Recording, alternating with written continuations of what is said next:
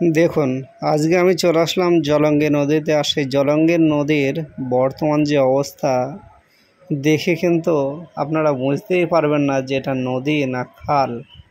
জলঙ্গি নদী কি সত্যি এরকম হতে পারে?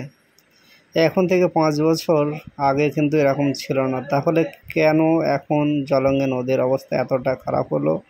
এখন যেহেতু পাট জাগ দেওয়ার সময়, চাষিদের পাট জাগ দেওয়ার একটাই ভরসা হচ্ছে এই জলঙ্গি নদী। তবে আজ দেখুন যে বর্তমানে জলঙ্গি নদীর অবস্থা এতটা খারাপ হয়েছে, এতটা শিয়ালা আগাছায় ভরে গেছে। এবার এটা কি প্রকৃতির দোষ না মানুষের দোষ? আপনারা কিন্তু কমেন্টে জানাবেন কেন বর্তমানে জলঙ্গি নদীর অবস্থা এত খারাপ হচ্ছে এবং নামলে কিন্তু গা চুলকাচ্ছে এবং সাথে সাথে ফুলে যাচ্ছে। আপনারা কিন্তু দেখতেই পাচ্ছেন যে আমি কিন্তু নৌকায় আছি, আর নৌকা থেকে আপনাদের কিন্তু এই ভিডিওটি দেখাচ্ছি। দেখুন মাঝি কতটা কষ্ট করে এই নৌকাটা নিয়ে যাচ্ছে তীরের দিকে।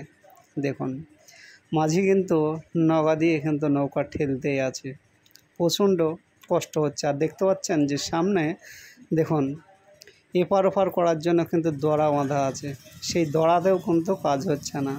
দড়া জোর করে টানলে কি হচ্ছে জানেন? মাঝির হাত কিন্তু ফুলে যাচ্ছে, ব্যথা হয়ে যাচ্ছে এবং হাতে গাঁটা পড়ে যাচ্ছে, যে কারণে মাঝি কিন্তু আবারও এই নগা দিয়ে ঠেলে ঠেলে নৌকাটি নিয়ে যাচ্ছে। আপনাদের সামনেই দেখুন, ওই দেখুন চিকন করে কিন্তু রশি বাঁধা আছে, আর সেই রশি ধরে ধরে মাঝি কিন্তু নৌকা পারাপার করাতেন। তবে দেখুন আজ থেকে 5 বছর আগে কিন্তু নদীর অবস্থা এমনটি ছিল না যেমনটি আজকে আপনারা দেখছেন। তাহলে বলুন যে আজ থেকে 5 বছর পর নদীর অবস্থা কেমন হতে পারে?